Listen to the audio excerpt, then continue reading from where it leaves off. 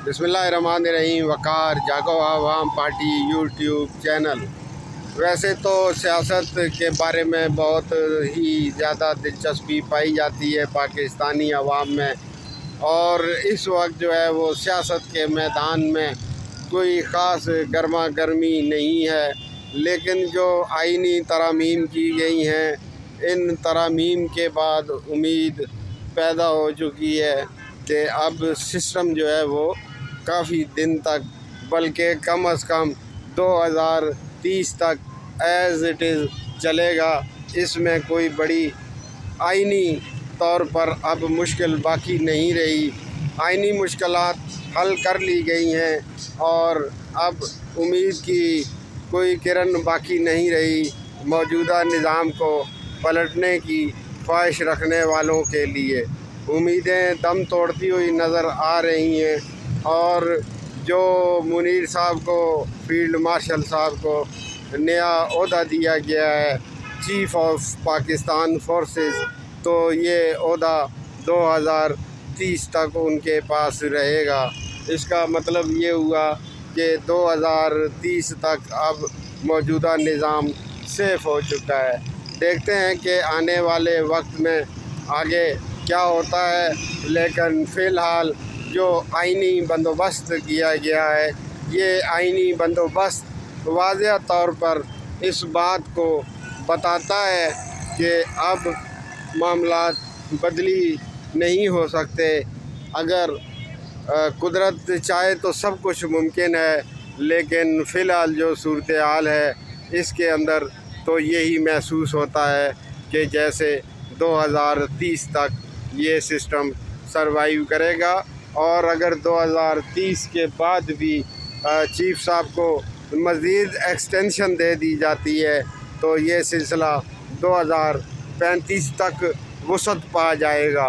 लेकिन बहरहाल 2030 तक अब वो अपनी सीट पर मौजूद रहेंगे और निज़ाम जो है वो इसी तरह चलता रहेगा, और निज़ाम में सख्ती का जो अंसर है ये भी अपनी जगह बरकरार रहेगा। इसमें कोई ख़ास तब्दीली होती हुई नज़र नहीं आ रही। दूसरी तरफ तहरीक इंसाफ के कारकुनान और इमरान खान के मुरीदैन ये उम्मीद लगाए बैठे थे कि इमरान खान जल्द रिहा हो जाएंगे और सिस्टम उनके सामने हार जाएगा। सोहेल आफरीदी साहब से भी उन्होंने बड़ी उम्मीदें वाबस्ता कर रखी थीं, लेकिन वो भी खैबर पख्तूनख्वा में जिरगों से आगे बात ना बढ़ा सके। इमरान खान को किसी भी सूरत में कोई भी रियायत मिलने का चांस नज़र नहीं आता। उनकी अब जो रिहाई है वो तकरीबन बहुत देर तक होती हुई नज़र नहीं आ रही। वैसे तो अल्लाह के काम अल्लाह जाने, अल्लाह जब चाहे जो चाहे कर सकता है। किसी भी वक्त कैदी को रिहा और रिहाई पाने वालों को कैदी बना सकता है।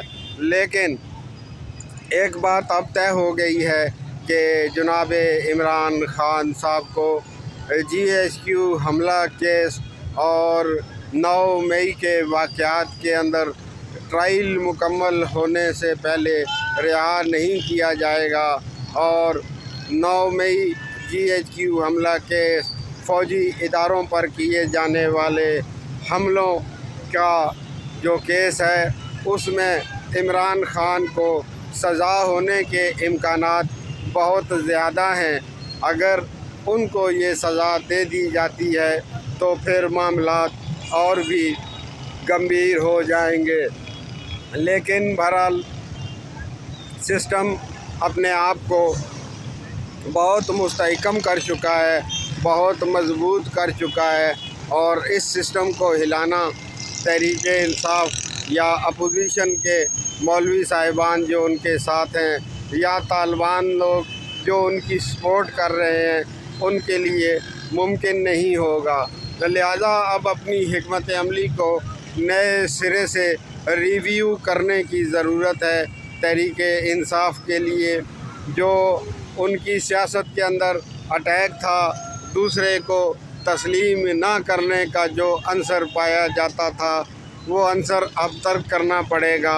اپنی حکمت عملی نئی طرز پر جو ہے وہ بنانی پڑے گی. نئی سوچ کے ساتھ ان کو آگے بڑھانا پڑے گا، کیونکہ یہ بات تو بہرحال طے ہو گئی ہے کہ جو عمران خان نے پریشرائز کرنے کے حربے استعمال کیے تھے وہ مکمل طور پر ناکام ہو چکے ہیں.